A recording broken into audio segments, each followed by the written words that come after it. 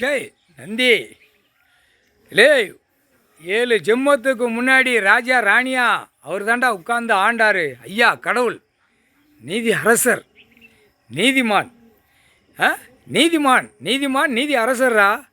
அதான் நீதிமானே நீதிமானே. மக்கள் கேள்வி கேட்கும். படி அளப்பார் கடவுள்.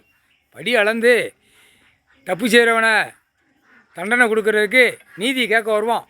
சிட்டி கிராமத்தில் கோமணம் கட்டி வருவான். கோமணம், ஆணும் பெண்ணும் கோமணம் கட்டி, பெண்ணு மேலே பட்டுப்பூச்சி ஆடையை மறைச்சி வரும் கடவுளுக்கு முன்னாடி. புரியுதா இல்லையா? படைச்சார், மானத்தை மறைச்சிக்கோ அப்படின்னு அந்த பட்டுப்பூச்சிக்கு அந்த கணக்கு எடுத்தார். அது பட்டுப்பூச்சி கெட்டோம், நூலால் கெட்டோம், அதை மானத்தை மறைச்சி வரும். அதெல்லாம் அழிச்சிட்டான். இந்த மானிடப்பே பூரா அழிச்சிட்டான். பட்டுப்பூச்சி கெட்டுறது தெரியுதாடா? இப்போ கணக்கு எடுக்கோங்கடா.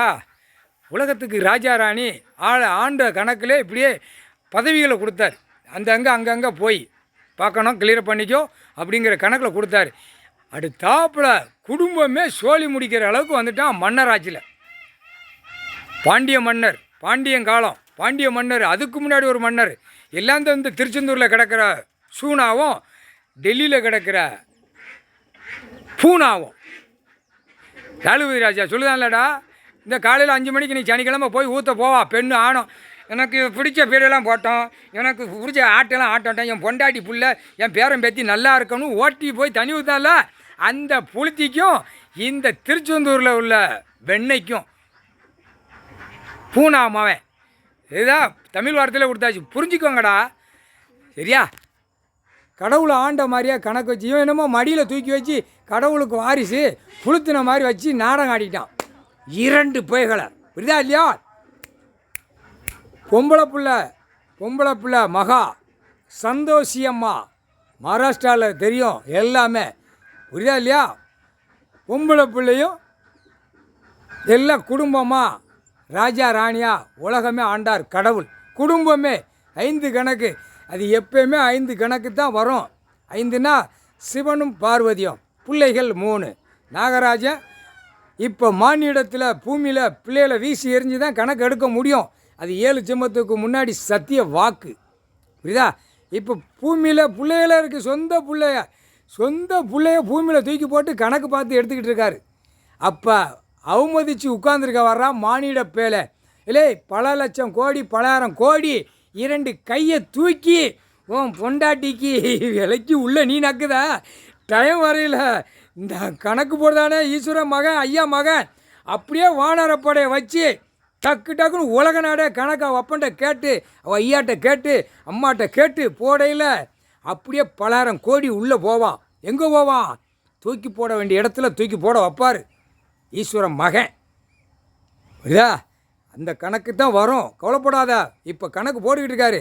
ஆனால் மூளையை திரிக்கான் தமிழ்நாட்டில். அப்படியே அவர் பார்த்துக்கிட்டு தான் இருக்கார்.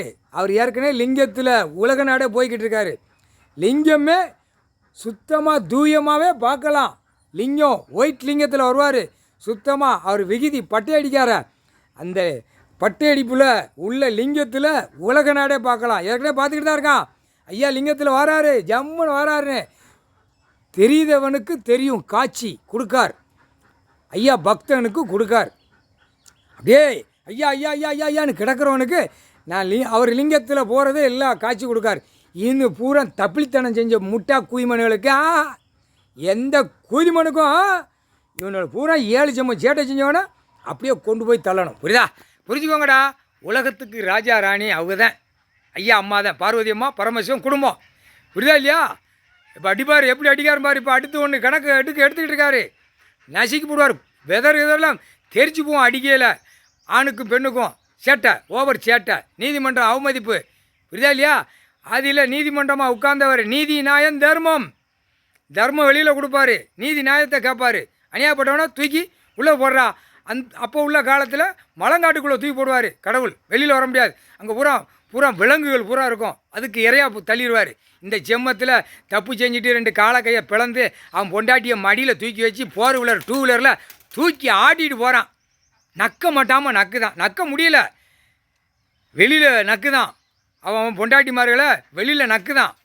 பத்தியா பார்க்கலையாடா கண்டாரவழி ஓட்டா பேலம் கால்